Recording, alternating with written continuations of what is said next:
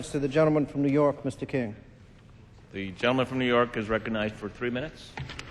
I thank the gentleman for yielding, and Mr. Speaker, at the outset, let me express my profound respect for Chairperson Lofgren, Ranking Member Bonner, my friends Mr. Hastings, Mr. McCall, and all the members of the Ethics Committee for their dedicated efforts in this very, very painful matter. Having said that, I will vote against this censure resolution because I do not believe the findings warrant the severe penalty of censure. I reached this conclusion after reading and studying hundreds of pages of committee documents, including the subcommittee findings, the minority views of Congressman Scott, the report of the full committee, and myriad exhibits and correspondence. Mr. Speaker, censure is an extremely severe penalty. In the more than 200-year history of this body, only 22 members have been subjected to censure, none in more than a quarter century. If expulsion is the equivalent of the death penalty, then censure is life imprisonment. Mr. Speaker, I have found no cases where charges similar to or analogous to those against Congressman Rangel resulted in censure. So, thus far, this penalty has been reserved for such violations as supporting armed insurrection against the United States and sexual abuse of minors.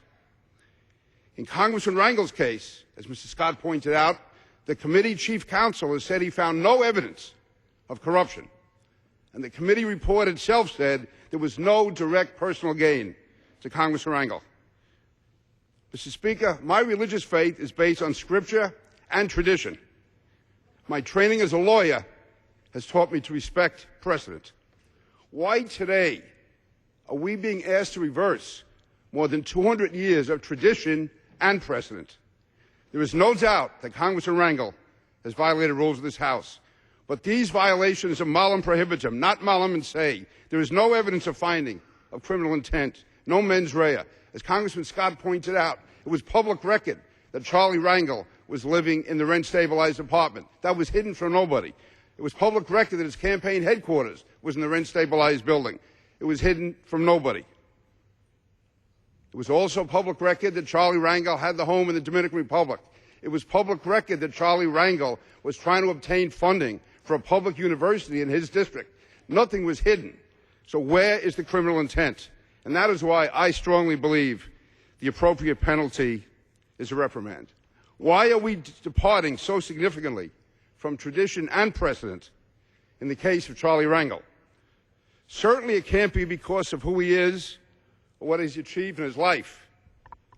A kid from the inner city who emerged from very, very troubled surroundings to be a combat soldier and an authentic war hero who left his blood in Korea, who worked his way through law school, who became a distinguished prosecutor in the United States Attorney's Office, who was elected to the New York State Legislature and to the United States Congress, where he has served with distinction for 40 years.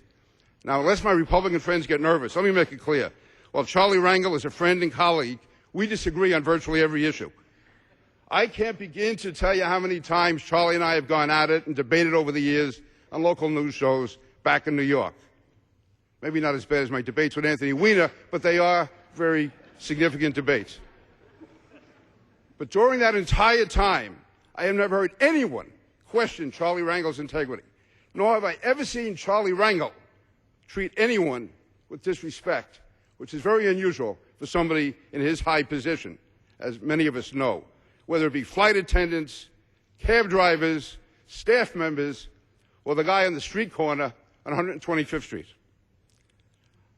My colleagues, I know we can get caught up in the zeitgeist of media attacks and political storms, but I am imploring you today to pause for a moment and step back, to reflect upon not just the lifetime of Charlie Rangel, but more importantly, the 220-year history of tradition and precedent of this body. Let us apply the same standard of justice to Charlie Rangel that has been applied to everyone else and which all of us would want to apply to ourselves. With that, I respectfully urge a vote against censure, and I yield back the balance of my time. Who yields time? Thank you. Mr. Speaker, I yield to the gentlelady from California, Ms. Woolsey, 1.5 minutes. The gentlelady from California is recognized for 1.5 minutes.